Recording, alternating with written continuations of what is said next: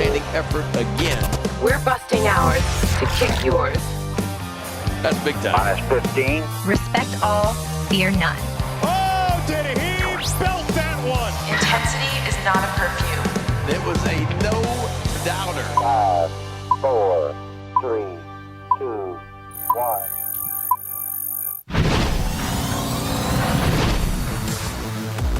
We are up in the bird's nest here at Oriole Park at Camden Yards. I'm Brendan Mortensen alongside Matt Bonaparte coming at you an hour early. It's amazing. The case of the sleepies that I've got right now, just doing this podcast 1 hour earlier, really threw off my Wednesday routine here.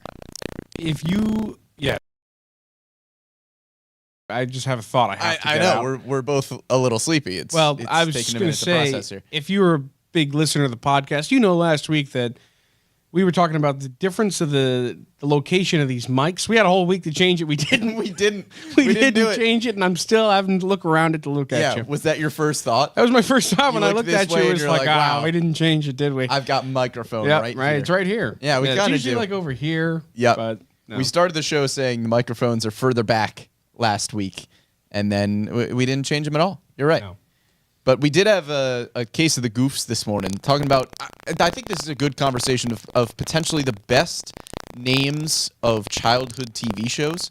You brought up a good one with Zaboomafoo. I was trying to think Classic. through the beginning of the intro. I was like, think of a funny TV show. Couldn't do it.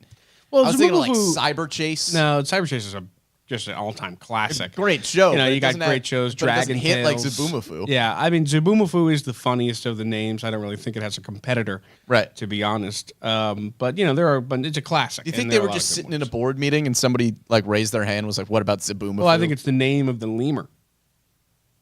huh? Yeah, the lemur in Zaboomafoo. I think that's his name.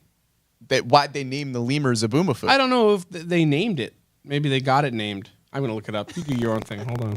What do you mean they didn't name it? I said you do The your lemur thing. didn't get named Zaboomafoo in nature. Hold on, man. I think there was a certain point at which somebody had to name that lemur Zaboomafoo. We are going to talk about the Orioles, but this feels really important. If you have any other names of funny childhood shows that you can think of that even compete with Zaboomafoo, please let us know, because Zaboomafoo feels like it takes the cake. And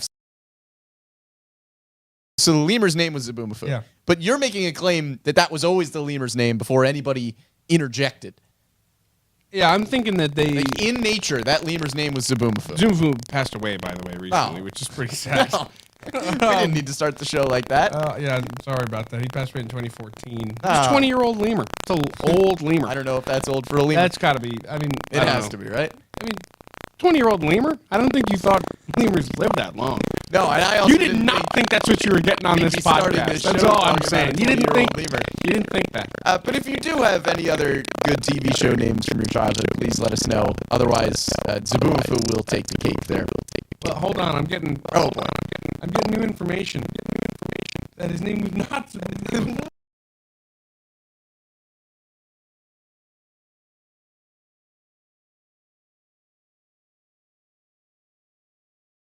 week from today, what we find out about Zaboomafoo. We do have Orioles baseball to talk about.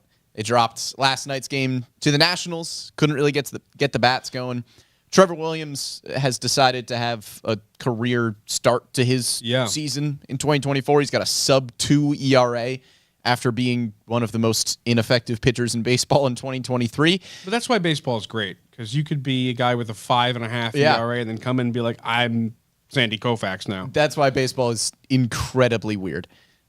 Orioles weren't too happy with the strike zone last night either. Saw Ryan O'Hearn and Brandon Hyde get ejected in the ninth inning of last night's game. I always wanted to toss Well, somebody. they did. I really have. Yeah. I don't know how I'd do it, but I've always wanted to. Yeah, we were talking to Jeff Arnold about his days of umpiring. We should have asked him how many guys he's tossed. Yeah, we should have. Oh, would have been a good question. But anyway, we're going to talk Orioles pitching today because it has been spectacular. Even in last night's loss, the Orioles allowed 3 earned runs, which was the most earned runs they allowed in a 7-game stretch. They went 7 straight games allowing 2 earned runs or fewer as a pitching staff. First time that had happened since 1980 for the Orioles.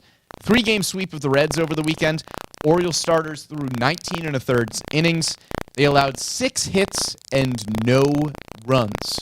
No earned runs for Orioles starters over the weekend, and O's pitchers as a whole gave up just 2 total earned runs on 11 hits and struck out 26 against Cincinnati. It's not an awesome Cincinnati Reds lineup. That is a domination of the Cincinnati Reds. I mean, that's pretty spectacular, the numbers that this pitching staff put up. And you mentioned since April 28th against Oakland, they hadn't given up more than 2 runs in a game. Yeah. You know, if you know anything about me, I don't love math, but I did math for this podcast to find out what the team ERA was. That's dedication. In that time, a 1.14 in that time up until last night. Yeah. So that's pretty spectacular stuff from the O's pitching staff. And you're getting it from guys that you didn't really necessarily expect to get it from. You know, Cole Irvin's been ridiculous. Dean Kramer with an incredible start against Cincinnati. 6 innings. Pretty ridiculous stuff from Dean. Yeah. I mean, and, you know, guys are coming off the IL, going on to it. Grayson hits the IL. Wells on the IL. Bradish and Means come off, and they're, you know, pick up where they left off. That is pretty major, I'd say. Yeah, so let's break it down a little bit further. Right now, you've got 4 starters who have made at least 7 starts, which is, you know, it feels like it should be 5. If we're talking about one of the best rotations in baseball, it feels like it should be, here are the 5 guys who have started throughout the season. We have maybe had one injury here or there, but we have consistently had a bunch of guys be healthy and be ready to go. Right now, you've only got 4 starters who have made at least 7 starts. The highest ERA among them belongs to Grayson Rodriguez with a 3.71. You mentioned the 2 guys coming off the injured list. John Means goes 7 scoreless innings with 8 strikeouts in his first start back, which was pretty spectacular given some of the conversations that we were having about John Means while he was going through his rehab assignment. Up until his last rehab start in AAA Norfolk, there were some real question marks about John Means, how he was getting ramped up. He was getting hit pretty hard in AAA before that last outing. The velocity wasn't really where you wanted it to be. And then he just kind of showed you, hey, I'm a veteran.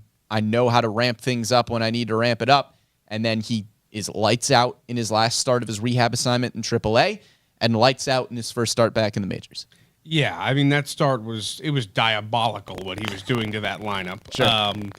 He's a guy who I think gets a lot of question marks from the media, from the fans, and, you know, he's had a hard time staying healthy over the last couple of years, so it's hard to have confidence in him when coming back from a rehab start, but he showed you in that start why you should always believe in him because, yeah, sometimes it's hard for him to stay healthy, but when he's on the mound, he's a dog.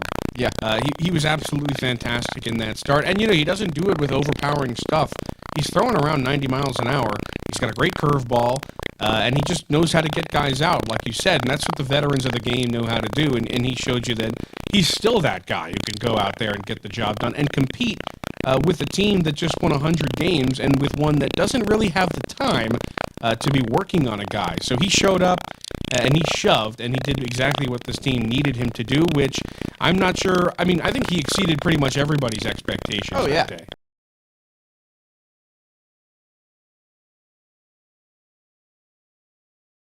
Yeah. To have a better start in his first outing of the season. Kyle Bradish didn't put up the same kind of numbers as Means. He goes 4 2/3 innings, but only allows 1 run against a really good Yankees lineup. Yeah. I mean, the Yankees are one of the fiercest lineups in baseball. To go out there, you know, having not pitched all year and hold them to 1, like, that's pretty tremendous. So you've got 2 guys, and obviously they're different situations. Bradish coming off a breakout season, Means already an established, effective big leaguer, but they both come back and they add to this rotation, you know, pretty much what was the best case scenario, right? I mean, you were thinking in the offseason when you heard this news, like, all right, you hope to get these guys back, and you hope that they get ramped up and they get back to the place that they need to be to help this team compete. They exceed expectations. They go out there and they do everything you hoped and more. How great is that? I mean, that makes this rotation pretty much all the fantasy of the fans who were thinking, you know, when these guys are healthy, they could be the best rotation in baseball, and they have been. Yeah, absolutely. And we're going to talk about where this fully healthy rotation ranks in baseball in just a little bit. John Means and Kyle Bradish have provided great numbers thus far, but let's talk about the guys that have been here consistently and been here healthy, putting up these fantastic numbers, because right now the team ERA for the Orioles is 6th best in all of baseball. Their starting pitching ERA is 5th best in all of baseball. And reason number one for that is Corbin Burnes. 8 starts so far in the season. He's got a 2.83 ERA, a whip below 1,000, 9 strikeouts per 9 innings. It's funny watching Corbin Burnes because he has a start like last night in Washington where you can tell he doesn't have his most dominant stuff. He doesn't have every single pitch working. And then you look back at his box score, and it's still 6 1/3, 3 earned runs, gives your team every opportunity to win the game. And that's what he has done for every single game this season. He has 2 starts with 3 earned runs, 3 starts with 2 earned runs, and 3 starts with 1 earned run. He hasn't had a start that has been even remotely close to a blow-up start. Every single outing, it's 3 earned runs or fewer. He is giving you a chance to win the baseball game. And Burnes, you knew that the numbers weren't going to be all that surprising, as we are having some audio issues once again. Looks like we are probably frozen. And we're going to restart this thing, I think. Some lovely technical issues once again.